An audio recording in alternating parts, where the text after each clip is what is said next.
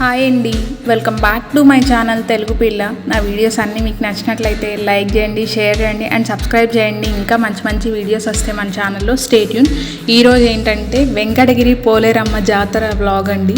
అసలు జాతర ఎందుకు చేస్తారు, ఏంటి దాని విశేషం ఏంటి, అసలు ఎన్ని సంవత్సరాల నుంచి చేస్తున్నారు, ఎందుకు ఇంత ఆనవాయితీగా వస్తుంది, అన్ని వీడియోలో నాకు తెలిసినంత వరకు అయితే నేను షేర్ చేస్తాను. తెలియని వాళ్ళు ఎవరైనా ఉంటే ఖచ్చితంగా చూడండి, అలానే మీ వాళ్ళతో కూడా షేర్ చేసుకోండి. వెంకటగిరి జాతర అనేది గత కాలంలో ఎప్పుడో కలరా అనే వ్యాప్తి చెందిందండి. ఆ వ్యాప్తి చెందినప్పుడు మొత్తం చాలామంది ప్రాణాలు కోల్పోయారు. అప్పుడు వెంకటగిరి రాజా గారు మొక్కుకున్నారంట, చాలా శాంతి పూజలు చేసి అన్నీ చేసి మొక్కుకున్నారంట, పోలేరమ్మ జాతర ప్రతి సంవత్సరం జరుపుతాను అని. అప్పటి నుంచి ఇప్పటికీ ప్రతి సంవత్సరం వినాయక చవితి అయిపోయిన 3వ బుధవారం బేస్తవారం జాతర ఉంటుందండి.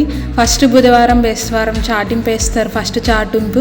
2వ బుధవారం బేస్తవారం మళ్ళీ 2వ చాటింపు వేస్తారు. 3rd బుధవారం బేస్తవారం వచ్చేదానికి జాతర చేస్తారండి. అంగరంగ వైభవంగా చేస్తారు. కొన్ని వేల కోట్ల మంది వచ్చి దర్శనం చేసుకుంటారు అమ్మవారిని. ఎంతోమంది ఎన్నో విరాళాలు కూడా ఇస్తుంటారు, కొన్ని లక్షలు వస్తాయి ఆ రోజు ఆదాయం కూడా. అట్లా ఎంతో ఘనంగా 5 రోజులు వెంకటగిరి జాతర అనేది జరుగుద్ది. ప్రతిరోజు ఒక్కొక్క రోజు ఒక్కొక్క కార్యక్రమం జరుగుతూనే ఉంటుందండి.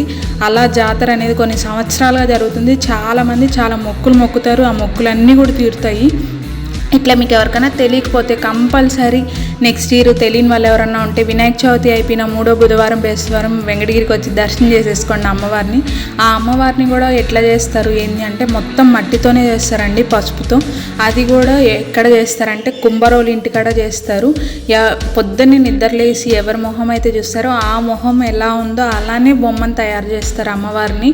అది కుంభరోలు ఇంటికాడ తయారు చేసి కళ్ళు పెట్టారండి కుంభరోలు ఇంటికాడ. అక్కడి నుంచి ఎప్పుడైతే సాకలోలి ఇల్లు వాళ్ళ అమ్మగారి ఇల్లు, కుంభరోలు ఇల్లు వచ్చి వాళ్ళ అత్తగారి ఇల్లు.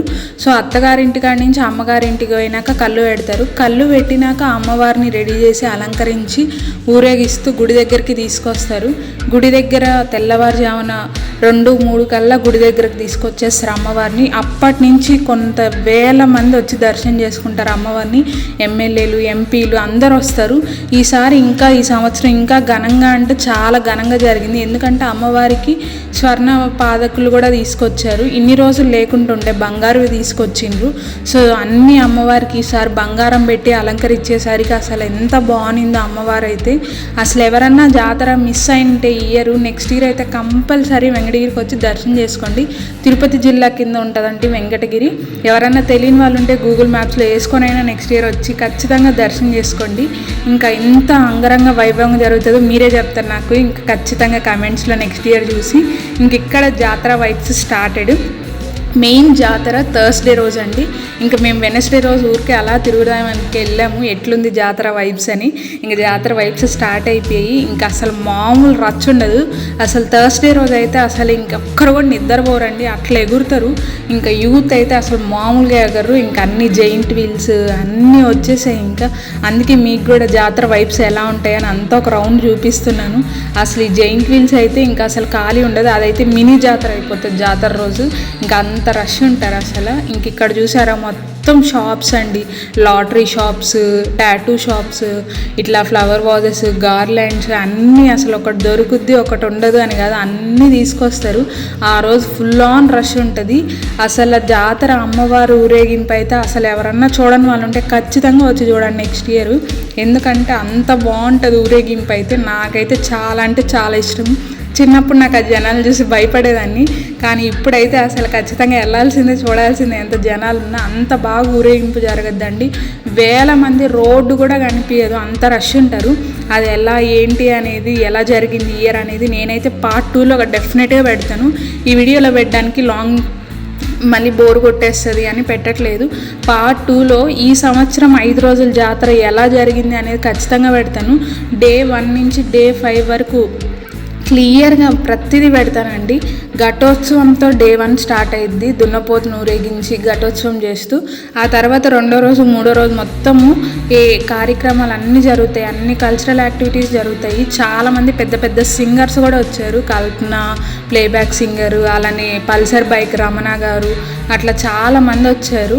సమీర్ గారు, ఇంకా అట్లా చాలామంది వచ్చారు. అందరినీ నేను వీడియో తీశాను. అన్నీ నేను నెక్స్ట్ పార్ట్లో ఖచ్చితంగా పెడతాను. ఆ సెకండ్ పార్ట్ అయితే అస్సలు మిస్ అవ్వకండి. చాలా అంటే చాలా బాగుంటుంది.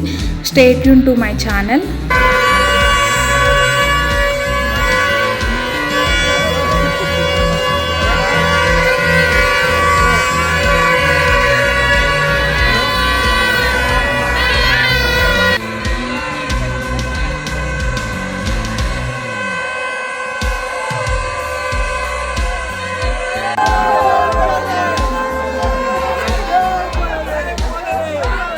డెఫినెట్గా పార్ట్ 2 చూడండి. అండ్ ఈ వీడియో నచ్చినట్టయితే లైక్ చేయండి, షేర్ చేయండి అండ్ సబ్స్క్రైబ్ చేసుకోండి మన ఛానల్ని. ఇంకా మంచి మంచి వీడియోస్ వస్తాయి. Thank you and thanks for watching. Bye bye.